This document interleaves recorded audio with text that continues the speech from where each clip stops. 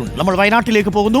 വയനാട്ടിൽ ഈ ഉരുൾപൊട്ടൽ ദുരന്തബാധിതരുടെ ആദ്യഘട്ട പുനരധിവാസ പട്ടിക പുറത്തു വന്നിരുന്നു.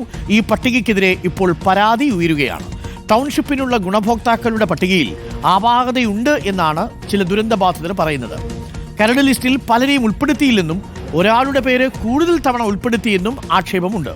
30 ദിവസത്തിനകം അന്തിമ കരട് പട്ടിക പ്രസിദ്ധീകരിക്കും എന്നാണ് സർക്കാർ അറിയിച്ചിരിക്കുന്നത്. ഇതിനിടയിലുള്ള പരാതികൾ സർക്കാർ സ്വീകരിക്കും, പരിശോധിക്കും. അതിനുശേഷമായിരിക്കും പ്രാഥമിക പട്ടിക പുതുക്കി അന്തിമ കരട് പട്ടിക പ്രസിദ്ധീകരിക്കുക. ദീപക് മോഹൻ ചേരുന്നു കൂടുതൽ വിവരങ്ങളുമായി. Deepak Mohan, good morning Deepak.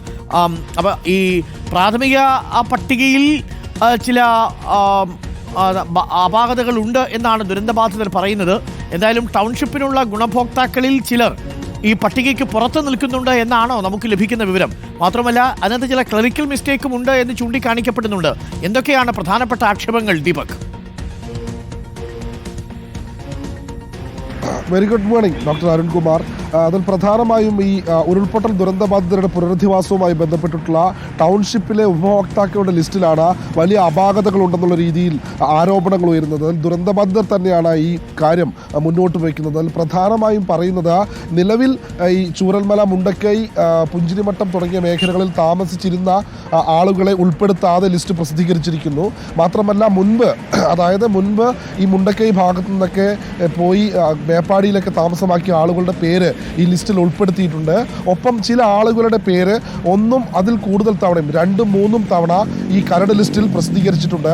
അതാണ് ഇപ്പോൾ ഈ ദുരന്തബാധിത പറയുന്നത്. അതുമായി ബന്ധപ്പെട്ട് വലിയൊരു ആരോപണം ഇപ്പോൾ പറയുന്നത് 388 ആളുകളുടെ പേരുള്ള ഒരു കരട് ലിസ്റ്റാണ് ഇന്നലെ പ്രസിദ്ധീകരിച്ചത്.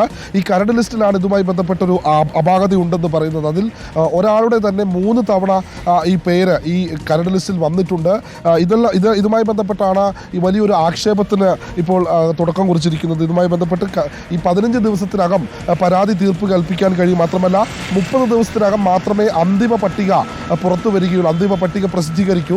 അതിന് തുടക്കമെന്നോണമാണ് ഇന്നലെ ഈ ദുരന്തബാധിതരുടെ പുനരധിവാസവുമായി ബന്ധപ്പെട്ടിട്ടുള്ള ടൗൺഷിപ്പിലെ ഉപഭോക്താക്കളുടെ ലിസ്റ്റ് പുറത്തു വന്നത്. ആ ലിസ്റ്റിലെ വലിയ ഒരു തെറ്റാണ് ഇപ്പോൾ ദുരന്തബാധിതർ ചൂണ്ടിക്കാണിക്കുന്നത്. അരുൺ, ഓക്കെ ദീപക്, ഏതായാലും അന്തിമ ലിസ്റ്റ് വരട്ടെ.